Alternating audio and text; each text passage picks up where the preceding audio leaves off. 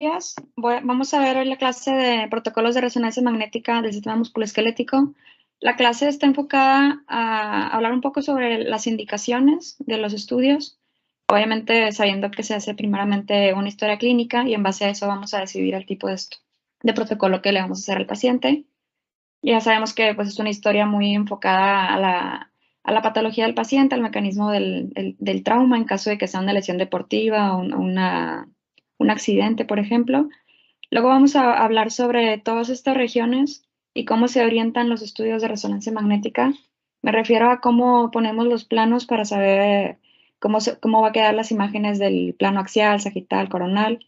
Vamos a hablar al final un poco sobre las secuencias que nos ayudan para cada tipo de patología, las mismas que vamos a decidir de acuerdo con la patología del paciente. Y bueno, aquí abarqué bueno, algunas de las más comunes, algunas otras que a veces nos piden de vez en cuando, pero pues como no las vemos tan seguido, puede que nos asuste verlas, por ejemplo, las acrílicas o una resonancia de mano o de pie. Pero bueno, en realidad la orientación de los mismos no tiene tanto chiste, ahorita les voy a mostrar. La clase pues se va a quedar grabada, de preferencia ahí en la computadora de músculo esquelético, y también se las voy a compartir para cuando les toque orientar un estudio, ya sea en guardias o durante la rotación de músculo, pues ya lo tengan ahí como un apoyo. Es una clase que quizá parezca orientada únicamente a R3, pero realmente a todo nos puede servir, desde el R1 pensando en cómo orientar su interrogatorio con el paciente, incluso dar su opinión respecto a lo que piensan que se puede tomar como decisión en cuanto al orden de las secuencias, etcétera. Y pues R2 ya le va a tocar pronto también decidir cuando ya estén en las iniciales y todo esto. Y pues R3 y R4, obviamente, como nos toca a nosotros interpretar ese tipo de estudios, pues es mucho de utilidad. Básicamente, pues las indicaciones de resonancia magnética en el sistema musculoesquelético vamos a utilizarla en diferentes. Casi siempre hablamos sobre la patología del manguito rotador, en el caso de un desgarro tendinoso, patología ligamentaria como la rodilla, lesión de los cruzados, lesión de los colaterales, etcétera. Pero también se puede utilizar para un sinfín de otras razones, por ejemplo, en alteraciones de la médula ósea, ya sea en patologías como mieloma o bien algún tipo de fractura, fracturas por insuficiencia que quizá no se vean tan bien en una radiografía, fracturas en pacientes pediátricos, fracturas también llamadas ocultas, patología sinovial como tenosinovitis o incluso también quistes de tipo ganglión, que bien los podemos ver por ultrasonido, pero en zonas más profundas resulta más difícil y es donde la resonancia nos ayuda. También en el caso de buscar osteomielitis, una artritis séptica o bien meramente abscesos de tejidos blandos, infecciones que se estén disipando a través de estos mismos, por ejemplo, en el caso de una úlcera sacra que se esté yendo hacia las profundidades y nos haga tener la sospecha de una infección ósea. Sospecha de defectos cartilaginosos, también muy frecuente, sobre todo en la rodilla.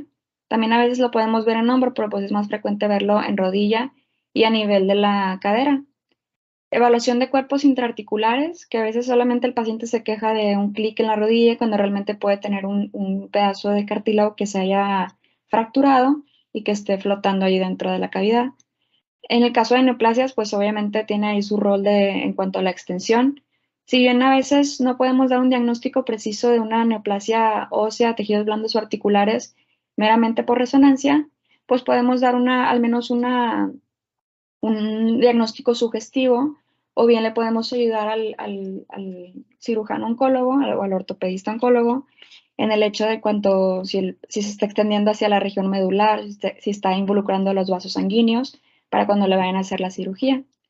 También podemos valorar la necrosis vascular, pinzamientos nerviosos, como por ejemplo el más típico, el síndrome del túnel del carpo, y pues básicamente es todo un espectro de patologías para lo que nos ayuda la resonancia magnética, pero pues para esto tenemos que hacer un interrogatorio adecuado y saber elegir el protocolo que nos va a ayudar y para que el paciente tenga su diagnóstico más preciso. Bueno, vamos a empezar a hacer así el esquema. Vamos a poner primero el tipo de articulación que vamos a abordar. Les voy a poner al lado una imagen de cómo está posicionado el paciente en la resonancia. Si bien esto ya, pues, afortunadamente tenemos un equipo de técnicos muy valioso que nos ayuda en todo esto, siempre los acomodan. A veces es complicado dependiendo de la condición clínica del paciente, pero por ejemplo aquí en el hombro, lo ideal es que el paciente tenga su extremidad en rotación externa. Esto lo logramos poniendo la mano en supinación y también nos podemos apoyar con una bolsita de arena o algo pesado para que el paciente la mantenga ahí y no voltee la mano en prono de manera refleja. A veces es complicado, pero lo ideal es que sea de esta manera. Igual los técnicos siempre nos hablan cuando hay algún problema en cuanto a la colocación del paciente, pues vamos a tratar de poner la manera en la que podamos evaluar mejor las estructuras. Por lo general, sí toleran esta posición los pacientes como quieren. Vamos a ver que principalmente pues, los planos utilizados son sagital, axial y coronal. Inicialmente se toman localizadores. Los localizadores son cortes son pocos cortes en axial, sagital y coronal, pero podemos pedir al técnico que nos haga unos cortes finos para que al momento de que hagamos nuestra planeación sea más fácil visualizar las estructuras y poder hacer nuestra orientación con la rejilla. Aquí también les voy a estar poniendo el tamaño del field of view, que es el recomendado de acuerdo con las guías de la Sociedad Europea de Radiología Musculoesquelética, y también el espesor del corte. Esto es importante porque también si ponemos cortes muy, muy gruesos, se puede saltar cosas. Imagínense que tengamos un desgarro en la zona crítica del supraespinoso y el corte se brinque justamente en esa zona, pues no nos va a servir de mucho esa secuencia.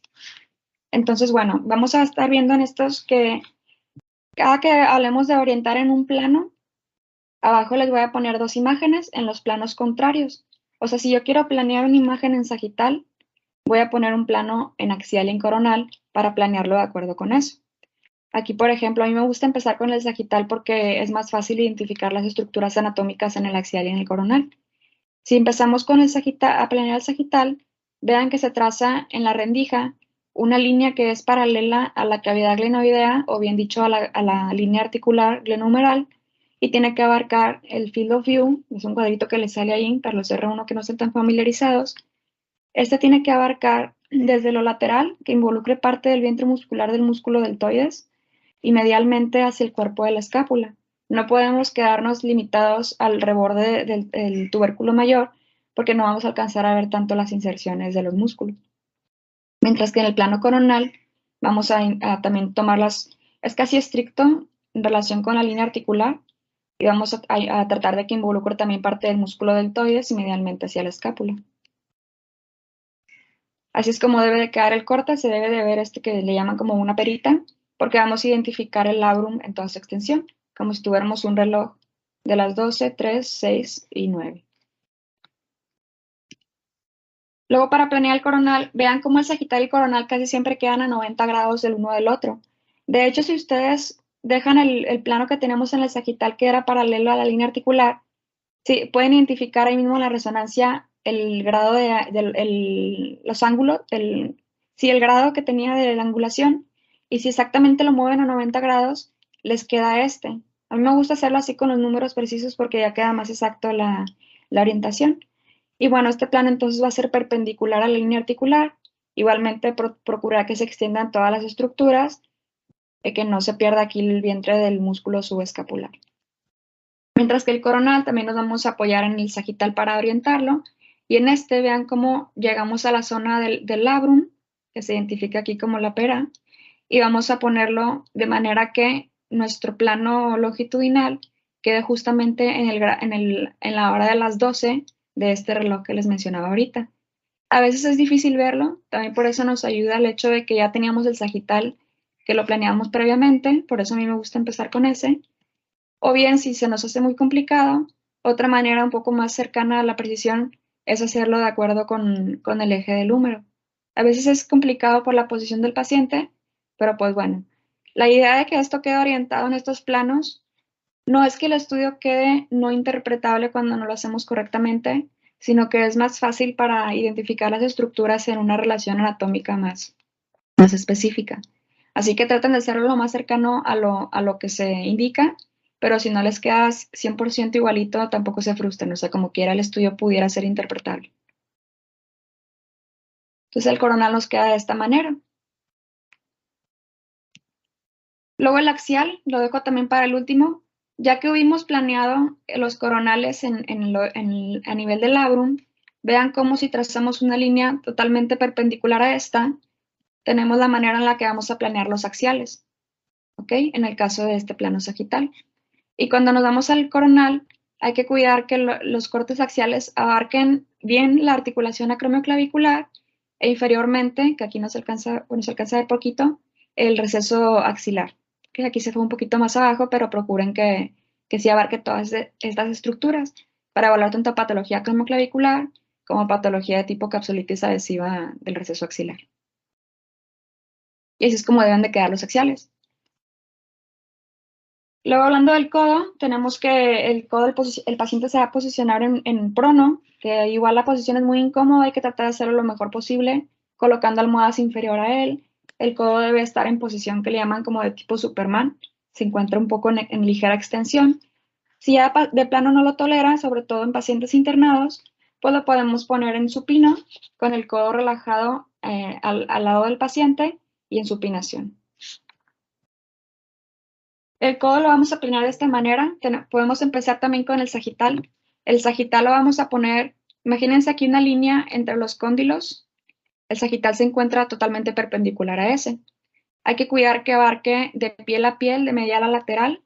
Igualmente en este coronal podemos planearlo de tal manera que quede paralelo a la línea del húmero o radio y cúbito, o bien perpendicular a la línea articular. Entonces lo vemos así, de medial a lateral. Así es como debe de quedar. Esto es anterior, esto es posterior. Debemos abarcar la piel desde la región antebraquial y también hacia la zona de la piel del tríceps. Bueno, la piel posterior, mejor dicho. Luego tenemos el coronal. Este sí, ahora sí es paralelo a la línea articular entre los cóndilos del húmero, del capítulo de la tróclea. Abarcar ahora de anterior a posterior. Igualmente aquí en el sagital lo vamos a planear de esta manera y nos va a quedar esto. Lo ideal de ponerlo en relación con la línea articular es que podamos ver las relaciones entre húmero y cúbito y entre húmero y radio, y también la articulación radiocubital proximal, así como los ligamentos que están ahí de soporte.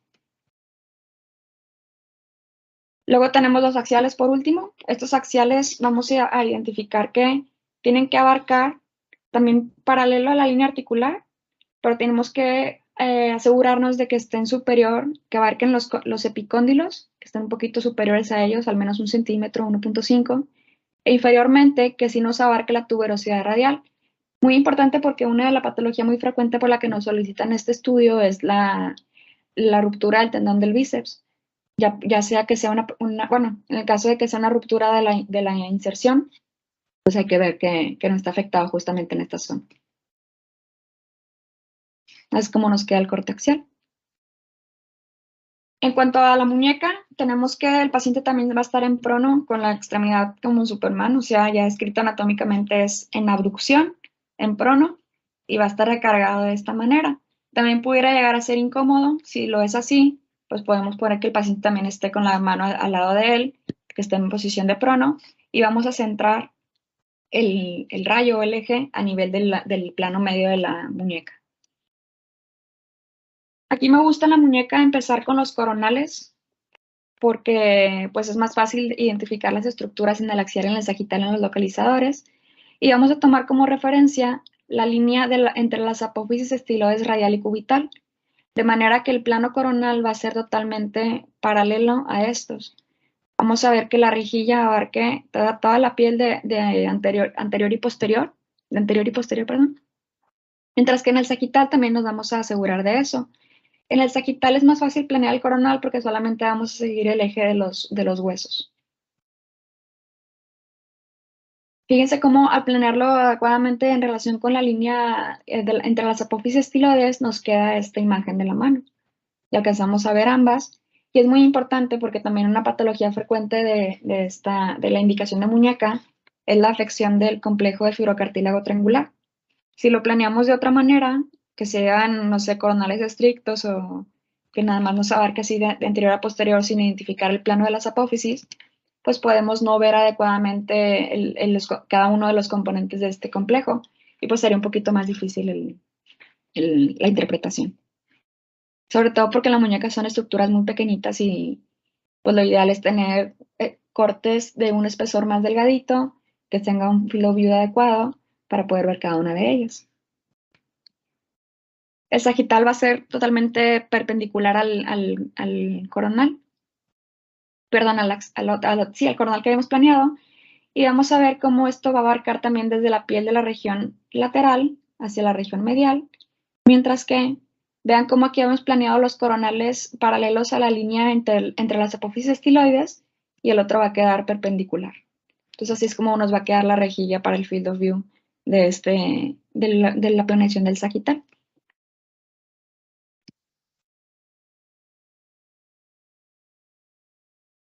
Luego tenemos los axiales, para eso utilizamos el coronal y el sagital, que son más sencillos, nada más que aquí también hay que ver la extensión.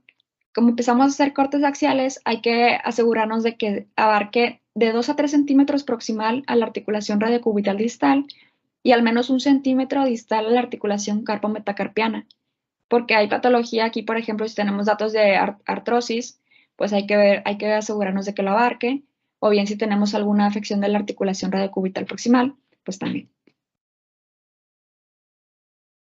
¿Cómo quedan los axiales? También tenemos que, pues el protocolo de mano y de muñeca es diferente. La muñeca nos vamos a enfocar, como ven aquí, solamente hasta la articulación carpo-metacarpiana y un poquito más proximal a la articulación radiocubital distal, mientras que en la mano nos vamos a ir un poco más distal. En la mano tenemos que abarcar justamente proximal a la articulación radiocubital y hacia la punta de los dedos. Entonces vamos a empezar con los axiales. Los axiales en teoría deben de ir que sean perpendiculares al eje mayor de las falanges y de los metacarpianos. Como la mano está extendida, así como rayos cada uno de los dedos, pues es difícil abarcar cada uno de los planos para estar orientados justamente perpendicular a cada uno de ellos, pero pues pueden tomar como referencia o el índice o el dedo medio, que son los más rectos en esta zona. Y en el sagital también lo podemos tomar de tal manera. Vean cómo está aquí el eje largo del metacarpiano y tenemos aquí que el eje axial va a ser perpendicular a este. No estoy mencionando los field of view ni el grado del espesor porque pues como quiera vamos a tener la presentación. Así es como debe de quedar, de proximal a distal, cómo van haciendo los cortes hacia los dedos. El coronal nos vamos a basar en el axial y en el sagital y este va a abarcar de anterior a posterior, imaginando una línea entre los intermetacarpiana y esta tiene que ser paralela a esta línea, que terminaría siendo perpendicular al eje longitudinal de cada uno de los metacarpianos. Y el otro coronal, pues vamos a ver cómo abarca de anterior a posterior también, de acuerdo con el eje longitudinal del mismo metacarpiano.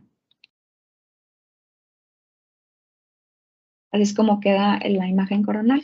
Vean como si lo orientamos bien en el coronal, siguiendo el eje de cada metacarpiano, podemos hasta ver verlos casi todos juntos en un corte. Y bien podemos seguirlos desde el aspecto palmar o volar hacia el aspecto dorsal e ir evaluando cada una de las estructuras. De hecho, aquí se ven casi todos los huesos del carpo. Luego el sagital lo vamos a seguir desde el dedo pulgar hacia el dedo meñique, siguiendo el eje longitudinal del metacarpiano, así como también lo hacemos orientados en el corte axial. Quedan como estos. Aquí les puse 2 ejemplos, moviéndonos de medial a lateral. También a veces nos piden protocolo de dedos. Por lo general, de hecho les ponen ahí en el mismo programa resonancia de mano/dedo. Porque pues primero tomamos unas secuencias de mano para ver el aspecto general. Nunca está de más comparar un dedo con otro para ver cuál es la anatomía normal en el paciente. Y pues a veces no tenemos así como muy en mente la anatomía normal, entonces nos sirve comparar con un dedo normal del mismo paciente. Entonces, tomamos imágenes de mano y luego nos podemos enfocar al dedo en cuestión, o dedo en interés. En este caso, igualmente vamos a orientar de acuerdo con el plano del metacarpiano y falanges del mismo dedo que estemos investigando. Vean cómo se ven los tendones flexores o extensores. Este es el coronal, cómo quedaría. Y en el axial igualmente va a ser perpendicular al eje de falange o metacarpiano. Es como deben de observarse las estructuras. De hecho, aquí es un ejemplo de cómo se verían los dedos normales comparados con uno patológico. Probablemente tenga ahí afección de osteomielitis. Entonces, muy útil también tener la secuencia de mano o bien que abarque el resto de los dedos. A diferencia de los otros dedos, pues el pulgar sabemos que tiene una orientación diferente, por lo tanto los cortes los podemos tomar de otra manera, no necesariamente orientados al eje del metacarpiano, sino bien hacia los huesos sesamoideos. Entonces, primero podemos empezar con el axial, basándonos en un coronal, que es este de la izquierda, y en un sagital, que es el de la derecha, y vamos a hacer el corte como si fuéramos, acuérdense que los sesamoideos están por aquí, entonces van a ser cortes perpendiculares a esta línea, y así es como veríamos un corte axial del dedo pulgar. Aquí se alcanza a ver un huesito sesamoideo. Luego, si planeamos el sagital y coronal, vean aquí como si este es el pulgar, estos son los cortes coronales a él. Así serían los sagitales. Y al final nos quedarían así. El corte sagital, o bien el plano sagital del dedo pulgar y el plano coronal del dedo pulgar. Aquí en la imagen se corta un poco, no se alcanza a ver la punta del dedo, pero como les decía, siempre abarcar desde lo proximal hacia la punta del dedo, porque nunca sabe si es la falange distal la que esté afectada. Si van teniendo preguntas o algo, si quieren, podemos ir interrumpiendo, o si no, lo dejamos al final, como ustedes prefieren. Bueno, entonces luego tenemos el protocolo de cadera. En la cadera vamos a colocar esta antena que es de cuerpo en el paciente. El paciente va a estar en supino, en posición relajada, con las extremidades a los lados, y vamos a poner la antena sobre las caderas. Este protocolo es muy variable porque si un paciente te dice que tiene dolor de cadera, se puede referir a un montón de cosas, desde señalar la cadera como la región anterior en la región inguinal, como señalar la región glútea o la región lateral glútea.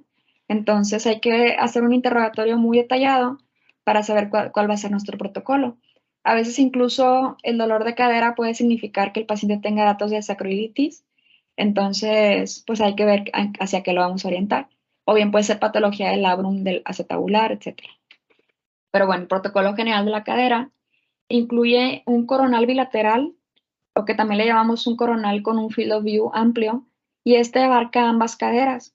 Nunca hay que olvidar al menos en un T1 y en un STIR o un T2 FATSAC, porque tenemos que comparar cómo se ven las dos caderas en comparación una con otra, si valga la redundancia, tanto cómo se ve el hueso y cómo se ve en T2 FATSAC o en STIR, en el caso de que tenga líquido o alguna patología que podemos ver mejor con esta supresión grasa. Entonces, el coronal bilateral tiene que abarcar de anterior a posterior ambas caderas, desde un poco anterior a la sínfisis del pubis y posteriormente que abarque hasta isquion, y bien también que esté abarcando el sacro. Aquí podemos ver también el coronal, nos podemos basar en el sagital, perdón, que este coronal debe de seguir el eje longitudinal del hueso fémur. De manera que nos quede este field of view amplio. Vean cómo se comparan padre las dos caderas. Si solamente tenemos una, pues nunca vamos a saber si es la anatomía normal del paciente o qué está pasando con la cadera, si tiene degeneración en ambas, si tiene afección del labrum de las dos, etc. Luego también tenemos que tomar un axial con un field of view amplio. Aquí lo tomamos desde la espinilla cánter inferior e inferiormente tiene que abarcar hacia el trocánter menor, porque pues sabemos que ahí se inserta el iliosoas y pues también puede ser patología, una bursitis del iliosoas o una entesopatía que nos esté pudiendo causar este tipo de dolor en el paciente. Y el axiales pues van a ser perpendiculares al plano del fémur. Vean cómo estos axiales abarcan también ambas caderas, todo lo inferior a la pelvis verdadera, y tiene que abarcar todo esto sin cortar piel, porque a veces también la causa de cadera puede ser una entesopatía o una ruptura, un desgarro parcial a nivel del glúteo menor o medio. Entonces todo esto es muy importante para diagnosticar al paciente, o bien un síndrome de compresión isquiofemoral. Esos son los de field of view amplio. Luego, si el paciente nada más refiere dolor en la cadera derecha, pues ya ahora sí o izquierda, podemos enfocarnos a hacer los cortes de manera unilateral. Cuando es algo muy vago y te dice que los dos, pues haces sagitales de ambas. Pero bueno, en el caso preciso de una de las dos caderas, tomamos un coronal unilateral que nos abarque desde las paredes acetabulares anterior hacia la posterior, mientras que en este sagital pues también lo orientamos que abarque lo más anterior posible y lo más posterior hacia isquion, incluso hacia sacro. Es como nos queda, es un coronal estricto desde ambas columnas acetabulares. Es como lo podemos valorar. Luego tenemos también el sagital unilateral. Este sagital va a seguir el eje del fémur, en el caso de que lo orientemos en el plano coronal. Y si nos basamos también en el axial, estos cortes sagitales tienen que ser perpendiculares al plano del cuello femoral. Muy importante aquí para ver el labrum anterior, superior y posterior. Sobre todo porque este es el que más se afecta conforme van pasando los años. Luego tenemos también los axiales oblicuos, que también los hemos visto muchas veces. Estos axiales oblicuos los tenemos que van a ir orientados de manera paralela al cuello femoral. Vamos a abarcar también superiormente que nos involucre parte del acetábulo o superior al techo acetabular, un poco más inferior al suelo o a la pared inferior del acetábulo, también parte del trocánter menor. Y es así como quedan. Si los hiciéramos estrictos, nos quedaría como el primerito que vimos, como estos. Pero pues ya los tenemos bilateralmente. Si bien en un field of view amplio, pues le damos se nos pixelea. Ahora sí nos vamos a ir a la cadera en cuestión y lo vamos a identificar de esta manera. Ahora sí vemos toda la cabeza femoral, el cuello, la relación de ambos. Por ejemplo, en pacientes que tengan la morfología tipo CAM, donde hay una transición amplia entre la cabeza y el cuello femoral, pues que nos hable de una patología de pinzamiento femoroacetabular, pues esta vista nos ayuda mucho. También para valorar el cartílago hialino y parte del labrum. De hecho, también hay unos cortes que le llaman radiales, que agarran el sagital y lo van cortando así en diferentes ejes. Y les ayuda mucho para la patología del labrum, pero sobre todo cuando se hace una artroresonancia, ya que se haya expandido la cavidad articular con contraste. Luego tenemos la resonancia de las sacroiliacas. También se puede utilizar la misma antena. Básicamente es la casi misma posición que el paciente al momento de valorar las caderas. Y si nos metemos a la página de los protocolos de la SSR, nos ponen ahí los orientados al sacro, de acuerdo con el eje longitudinal del mismo, si son perpendiculares a este. Pero no nos podemos limitar a solamente ver las sacroiliacas cuando el paciente tiene dolor en esa zona, o cuando tiene una espondilitis anquilosante y tiene dolor lumbar bajo o dolor en esa topografía. También puede ser que se esté tratando de una patología de la cadera. Pues finalmente también pueden tener enfermedad articular periférica. Entonces también se recomienda que hagan estos coronales y axiales de field of view amplio, como lo veíamos ahorita en las caderas. Yo les recomiendo incluirlo también en el protocolo. Igualmente T1 y STIR. Los axiales también del field of view amplio.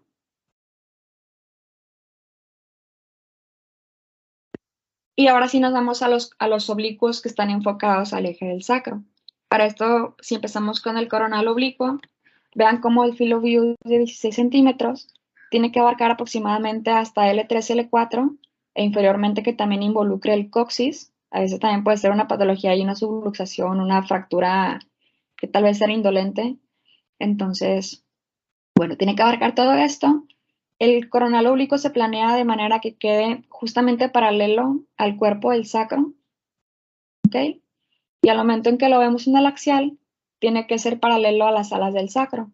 Vean aquí cómo parece que está estricto, pero realmente está inclinado un poquito el field of view para abarcar ambas alas del sacro y tomar de manera completamente coronal a las articulaciones sacroiliacas. Y ese es el que nos resulta. Vean cómo se alcanza a ver prácticamente toda la articulación. Si nos vamos anterior a posterior, abarcamos todos los aspectos de la misma, y también tenemos que tener una imagen donde valoremos el hueso y otro donde tengamos supresión de la grasa para ver, bueno, en secuencias sensibles al líquido, sobre todo en el caso de sacroiliitis. Luego, para planear el axial oblicuo, vean cómo teníamos el eje del coronal que era paralelo al cuerpo del sacro, y el axial va a ser completamente perpendicular a ese. Okay, eso que vemos aquí tiene que abarcar desde L4 a L5 al menos, inferiormente que si haya abarcado el coxis. Y los axiales están más fáciles, pues nada más orientarlos aquí de acuerdo con el cuerpo del sacro que queden perpendiculares al mismo.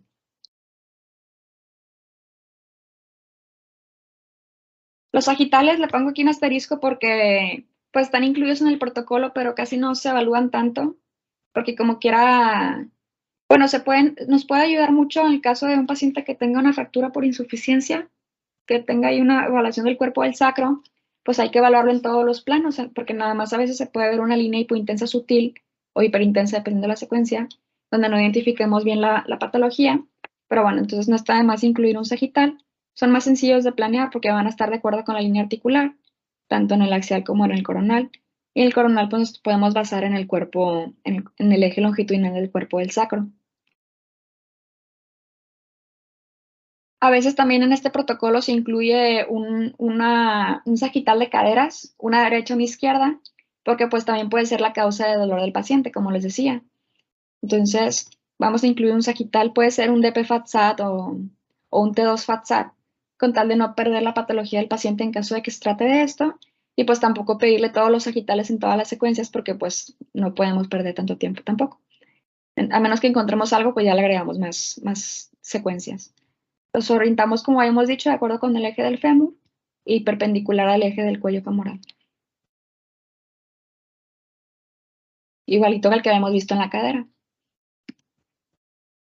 Bueno, de rodilla tenemos la antena específica en esta zona. El paciente va a estar en posición relajada en supino.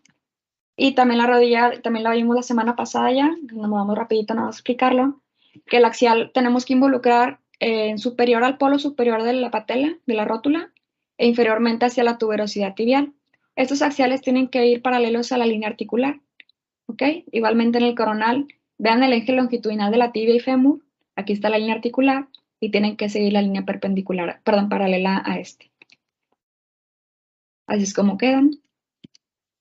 El coronal tomamos como referencia el aspecto posterior de los cóndilos femorales. Tiene que ser planeado paralelo a este y nos tiene que abarcar también de anterior a posterior. Vean cómo abarca también la región de la bursa prepatelar y también tenemos que abarcar parte de la piel de ahí porque puede estar afectado. Y posteriormente no nos limitamos al aspecto posterior del cóndilo, sino también posteriormente tenemos que abarcar el paquete neurovascular popliteo. Entonces nos vamos al eje de la arteria poplitea y un poquito más posterior.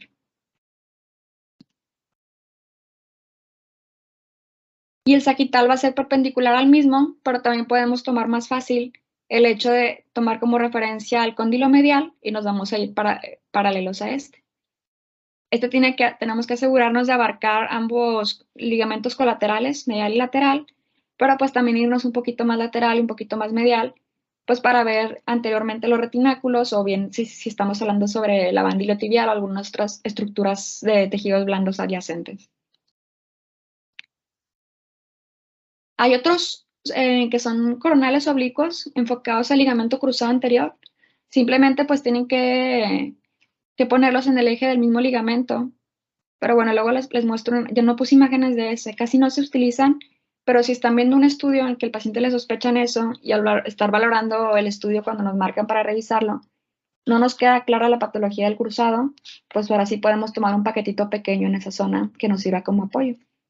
Pero casi siempre es útil con las otras 3 secuencias para valorar este tipo de patología. Sobre todo si tenemos la ubicación en 3D para verlos. Luego tenemos el tobillo. En el tobillo el paciente va a estar en supino. El tobillo lo ponen ahí que debe estar a 90 grados, pero pues realmente siempre está el pie a 90 grados en relación con la pierna. Entonces se refiere a que solamente tengas el pie en posición relajada, no en flexión plantar ni en dorsiflexión, y así lo podemos valorar mejor en posición anatómica. Incluso sin forzar al paciente de tener una flexión plantar, pues ahora es más fácil que tolere el estudio de esta manera. También podemos ajustarlo un poquito con la misma antena y así ya no lo va a mover. Luego, yo me gusta empezar con el coronal en el tobillo, con los localizadores axial y sagital, porque tenemos que tomar como referencia el plano intermaleolar. Tomamos este plano intermaleolar del medial al lateral y nos vamos a ir de anterior a posterior, abarcando todo lo posible, la hilera proximal y media del tarso, y posteriormente vean que el coronal tiene que abarcar también parte del tendón de Aquiles, porque también en el coronal podemos alcanzar a ver las fibras cómo van descendiendo hacia su inserción, y verlas todas íntegras, pues ya nos ayuda a saber en 3 planos que el tendón está íntegro. Es como queda el coronal. Vean cómo al ponerlo en el plano intermaleolar, aquí alcanzamos a ver el maleolo medial y lateral en el mismo plano, y es más fácil valorar los ligamentos, y también cómo van los tendones hacia los huesos del tarso. Incluso la membrana interósea y sus ligamentos los podemos ver en este mismo plano. Luego el sagital, vean cómo el coronal lo hemos planeado en la línea intermaleolar, y el sagital va a ser a 90 grados del mismo, ¿ok? Abarcando ambos maleolos. En el coronal también vean cómo, aquí me pasé un poquito la rayita, pero bueno, tiene que abarcar la piel del lateral a medial.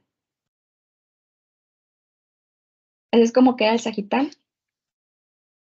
Y axial, en el plano axial también hay que cuidar que si alcancemos a abarcar la fascia plantar, porque a veces el paciente nada más dice, me duele el tobillo, pero no especifica en qué punto, y a veces solamente es un espolón óseo calcáneo que nos está afectando la fascia, la está engrosando, está inflamada, y entonces si no lo abarcamos y nos quedamos limitados al calcáneo un poquito superior, pues no vamos a poder hacer un diagnóstico preciso. Es fácil planear el axial de manera que sea perpendicular al eje de la tibia. Tomamos los cortes axiales en un FOB de 16 centímetros y abarcamos un poquito inferior a la fascia plantar. Igualmente el coronal es sencillo de planear. Y es como lo vamos a ver. Les pongo un T2 aquí de ejemplo porque es importante agregar un T2 axial siempre en su protocolo de tobillo.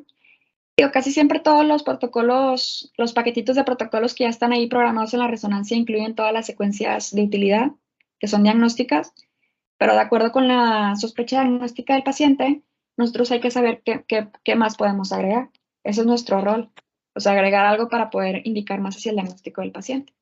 Porque al hacer un estudio de músculo, pues está involucrado el que lo indica, está involucrado el técnico que ellos hacen su rol de programar, de hacer todo esto, las secuencias, todos los aspectos técnicos que ojalá lo supiéramos como ellos.